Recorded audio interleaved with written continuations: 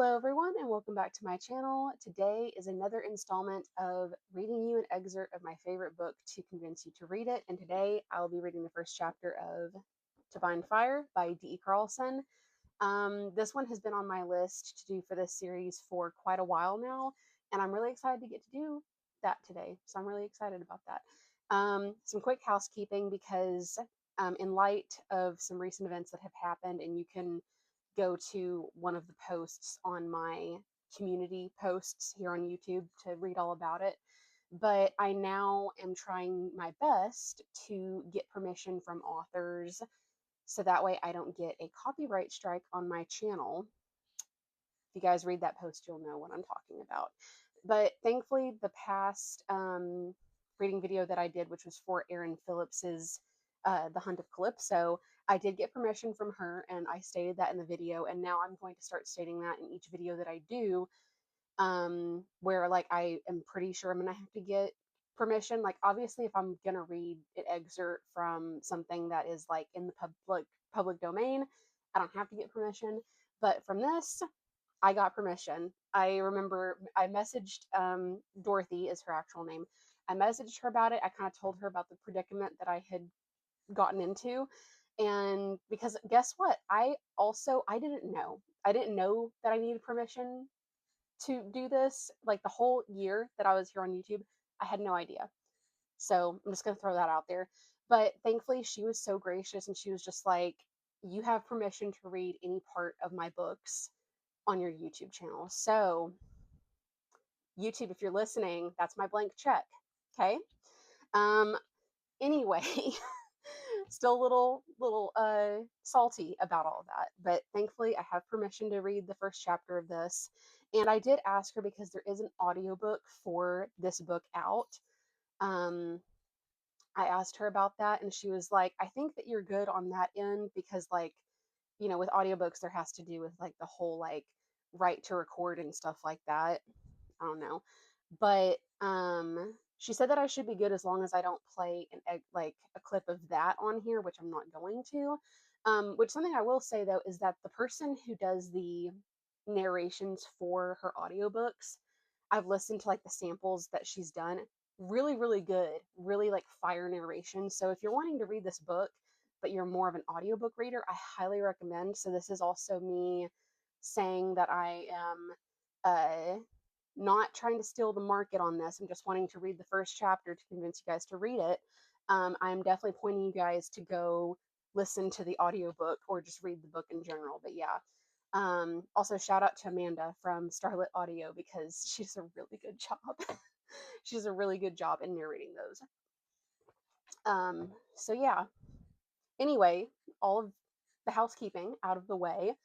I'm also doing my reading today of this because I wanted to kind of have this be a little bit of marketing advertising for Miss Carlson, or technically Mrs. Carlson's newest book that's coming out next week, by the way, on May 29th. Her newest book called Silver is the Sky. I actually got to be an ARC reader on it, and it was so good. It was so, so good, which I'm going to talk a little bit about that later. But first, excuse me, I'm going to read you guys the excerpt of this. So, To Bind Fire is the first in a trilogy, the Empire of Ash and Song trilogy. It takes place in this fantasy world and everything. And yeah, so it's a trilogy. The first book, this is actually the shortest book in the series, by the way. Each book gets progressively longer. And book 3 was like 600 pages, but it was a good read. It was a fast read. She also has a couple of novellas out. Well, I've read, well, actually 3. She has 3 novellas. She has one that's like a prequel novella to this that's called Cassandra's Dragon. And then she has 2 other novellas that kind of take place like either after the series or kind of in the middle. And I read one of those as well, but the other one I think doesn't come out until November, something like that. But anyway, I've read 2 of the novellas and they're both really good. But the main series, you can just read the main series if you want to, but I would highly recommend the novellas as well. Which is funny because I actually read the novella to this first, which technically, I mean, you don't have to because I know that she wrote it like after this. But it was kind of an interesting experience having read that and having all this context for one of the characters in this book, and then like knowing all the stuff about this character. But then, like, because technically in this book, if you haven't read Cassandra's Dragon, you'll be kind of, you'll be kind of in the dark about certain characters. But if you read Cassandra's Dragon first, you'll be like, oh, I know exactly who this person is. So that's really cool. Anyway, also, if you keep hearing like this kind of shaking sound, it's happened twice. It's because my dog is down here. He's just laying down. I'm just keeping an eye on him. He's a little senior dog, so I got to make sure he doesn't hurt himself, because normally I would put him on his little chair in the living room, but he's fine. He's just taking a nap on the floor.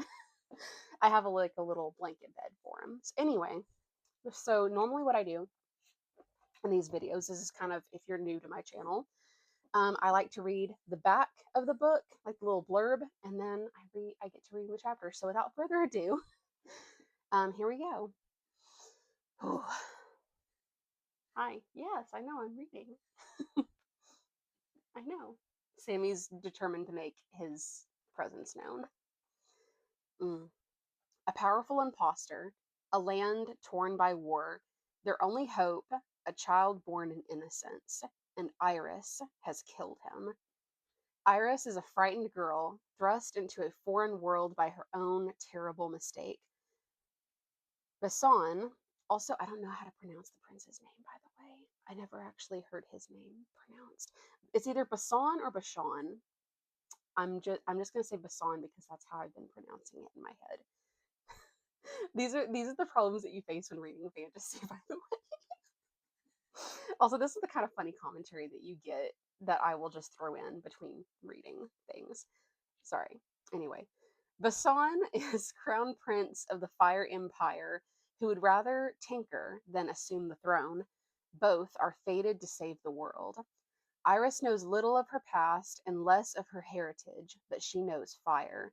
It whispers to her, leaping at her urging, delighting her eyes. But then fire takes everything from her, and she learns her bloodline's terrible secret. Her terrible secret.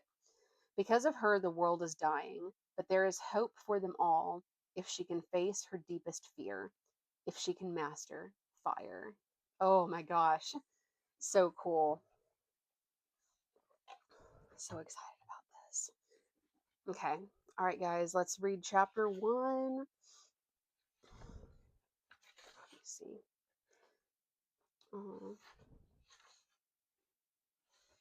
Okay.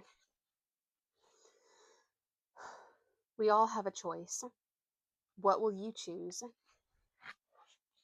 Chapter 1. Iris had always been friends with fire. It listened, dancing on her face, as her mother sang away the nightmares in the midnight hour. It warmed her brother's toes when he came in, his nose cherry red from the winter nip, demanding to know why Iris got to sit inside while he labored. Its heat provided her family with popped kernels before bed in the deep solstice watches. When the darkness of those days pressed in, threatening to stifle, the fire pushed back. It gave her room to breathe. Its soft crackle pop in the night let them know they were not abandoned to the harsh mountain winter. Its light was cheerful as it danced off the cabin walls, laughing from one beam to the next. But now Iris looked deeper. She gazed into the flames themselves, and she did not see cheer. She saw hunger. Oh, I know, Sammy. A savage, destructive, desperate hunger, never satisfied, always devouring. Nothing can stand before fire. It knows no love, no compassion, no gentleness. It knows only its own need. It feeds, it consumes, and only moves on when nothing remains. They thought it their friend, but they did not know that fire resented its service to them. They thought it watched over them as they slept. Really, it waited. When its chance came, fire took everything from her. Snow and ash mingled, covering her where she knelt. The screams had stopped. The wind that had once fed the flames engulfing the cabin now lowered its voice in reverence for her loss. There were soft pops and hisses as what was left of the frame mourned. She was alone, but she felt a hand on her shoulder. A voice spoke her name. She didn't have to look. She knew who spoke to her. Accusing. It knew what she'd done. She shrugged it away. No, this wasn't her fault. This couldn't be her fault. At some point, she must have stood because she found herself beneath the doorframe. It remained standing, resolute against the sky, but nothing was left of the cabin beyond. She was afraid of what she would see if she looked toward her mother's bed. Unbidden, her eyes turned to take in the sight. Ben had been brave. When he saw what would happen, he got her out. He went back for Mother. Ben would never be brave again. Even in death, the shoulders that had supported his mother and sister now supported the weight of 4 heavy roof logs. He lay across the front of the bed. In the final moment of his life, he'd been about to lift Mother. Iris breathed in the smoke. Maybe it would take her to the place her family had gone. But it did not. She let the smoky air leave her lungs again. Red light flared from somewhere behind her. Slowly she turned, her nightgown brushing against embers. Wrath screamed like a vice crushing her chest. Behind her, casting a contented glow over the fallen mass and out further across the ash-strewn ground, a small flame bounced happily in the fireplace. It beheld what it had done that night with no remorse. It smiled out at her as if to say, "What? I'm where I belong, and where I would have stayed if you had been wiser. Don't you want to play?" No! The word grated against her ears. It was a moment before she realized she had spoken it. The flame flared, and she heard merriment. The fire laughed. It laughed at Iris. Her scream rent the night sky, piercing the low clouds and shattering the stars. She plunged her hands into the fire and clutched it around its throat, cutting off its air, smashing it into the ashes. Pain laced up her arms as the fire fought for its life, and she screamed again. No! No! No! The fire sighed and relinquished itself to the night. Silver tears fell onto her reddened hands. "I hate you," she sobbed. "I hate you." Oh, the end of chapter 1. Guys, where is my Oscar? Where is my Oscar? I'm just kidding. Anyway, I hope you guys enjoyed that chapter. It's a rather intense first chapter. Something I will say D. Carlson is very good at is grabbing the audience's attention almost quite literally by the throat, like Iris, choked out the fire. Um, Something that I will say is that she does the same thing in her newest book, Silver as the Sky. Comes out next week. Which, by the way, on the day that you guys are watching this, it is this Friday, May. What day is the day? I can't quite see my calendar. The 22nd. 22nd. Yes. I'm filming this a few days beforehand, but when you guys actually see this, it will be a week until Silver as the Sky is published, which yeah, so anyway, some more housekeeping post that. I hope you guys enjoyed the first chapter of this book. Go give it a read or even a listen. Trust me, I definitely know for a fact that even though that was a very moving performance on my part, Amanda from Starlit Audio definitely gives a far much more moving performance for sure.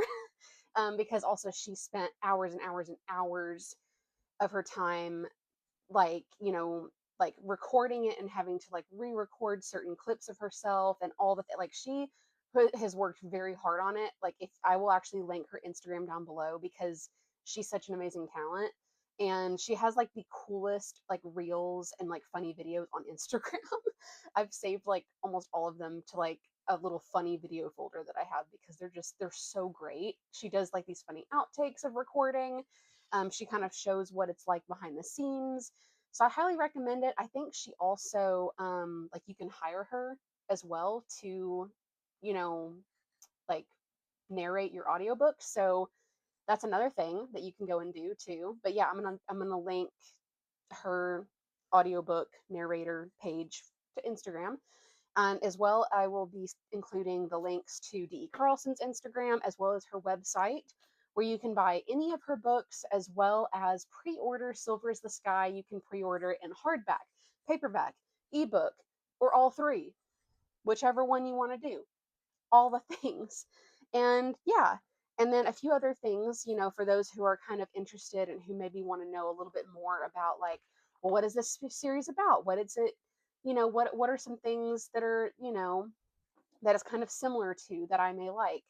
Well, something that I will say about this series is that it has, to me, like such great world building. I feel like the world building is like kind of almost on like the same kind of epic fantasy level as like The Lord of the Rings, because like I'm actually currently rereading The Lord of the Rings via audiobook, which are narrated by the amazingly talented Andy Serkis. That's another audiobook narrator that is amazing. And just re-listening to it again, I'm just like struck by like how vast this world seems and how realistic it feels, because it's just so well fleshed out. And that's how I feel about the Empire of Ash and Song series. The world of, I'm probably going to pronounce it wrong, but I think it's Hondria is how you pronounce it. It's spelled with a J at the front, but I think that the J has the H sound. Also, Dorothy Carlson, if you're watching this, I'm sorry if I'm butchering these names, but I think it's Hondria instead of Jondria, because I feel like Jondria doesn't sound right. Again, I'm sorry. But the whole fantasy world that she has created, hi, Sammy, he has walked back in. He walked away and then he came back. It feels like this fully, like, kind of realized fantasy world, and it's incredible. And I don't know, I feel like it's so well fleshed out, as well as a lot of the characters, but like a lot of the kingdoms and like the bloodlines of these different characters feel so real. Something else that isn't really, talked about obviously in the first chapter or even in the blurb is that all the peoples of this fantasy world are members of different bloodlines, and the bloodlines have these different kind of elemental powers that are gifts from El, aka the god character. Because this series, while it has the epic kind of vast world building of Lord of the Rings, it also has the Christian themes of Narnia, which Lord of the Rings also has the Christian themes. They're just a little bit more subtle, I feel like. But yeah, it has like the Christian kind of themes of Narnia, like the faith themes of Narnia, which are really amazing. Um, but yeah, and so yeah, each clan kind of has elemental magic, but it's not just like honestly, it's kind of like Avatar: The Last Airbender, which if you love that show, you're the real ones. You're the real ones. Heck yeah. Um, but instead of just four elements like in Avatar, we have like several elements. Like there's the Fire Bloods, who obviously are the Fire Empire. Which, by the way, the whole time I read the first book, and even like the whole series, I kept referring to the Fire Empire as the Fire Nation.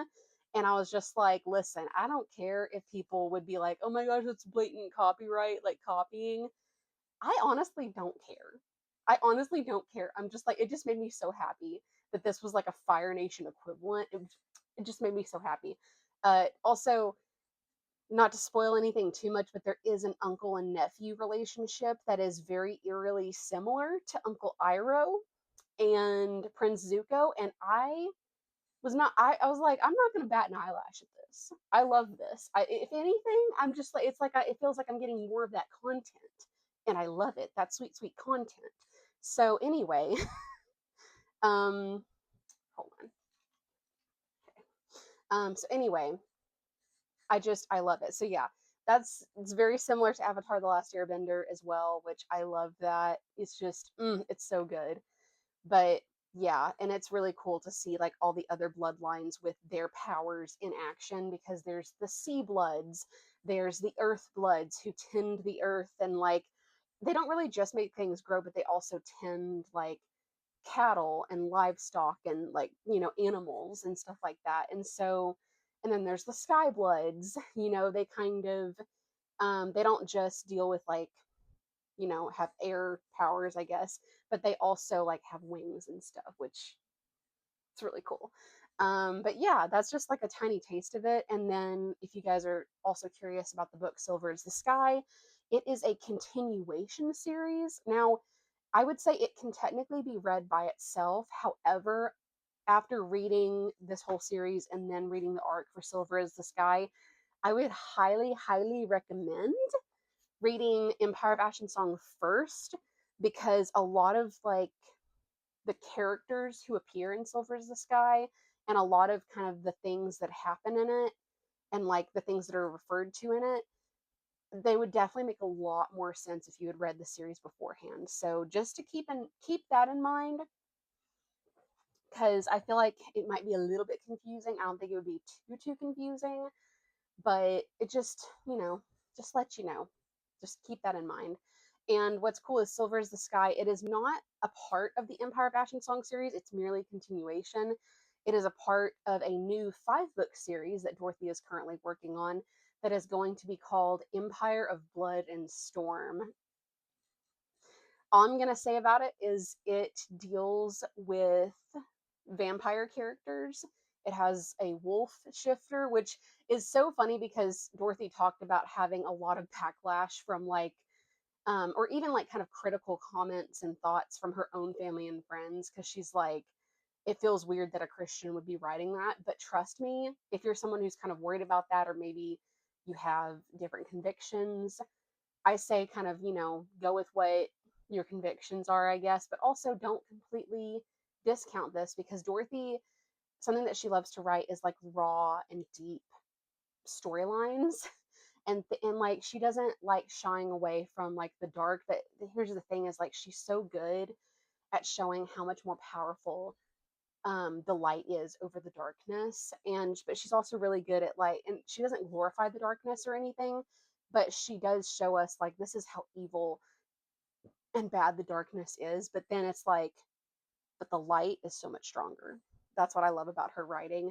And she does tackle some really hard themes, because in Empire of Ash and Song, and as well as Silver is the Sky, she tackles the biggest question, which is like, where is God when I was suffering? Like, where was God in this moment when I was hurt, when I was in my lowest moment?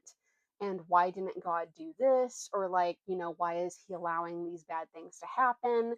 It deals with, it's so good. So, anyway, I hope you guys enjoyed this. I hope you guys give Empire of Ash and Song a a chance, that you read it, listen to it, whatever, and that you also pick up Silver is the Sky, because it's such a good book and I really enjoyed reading it. But anyway, I love you guys. I hope you enjoyed, and I hope you just have a blessed day. Mwah. I love you. God bless you. Bye.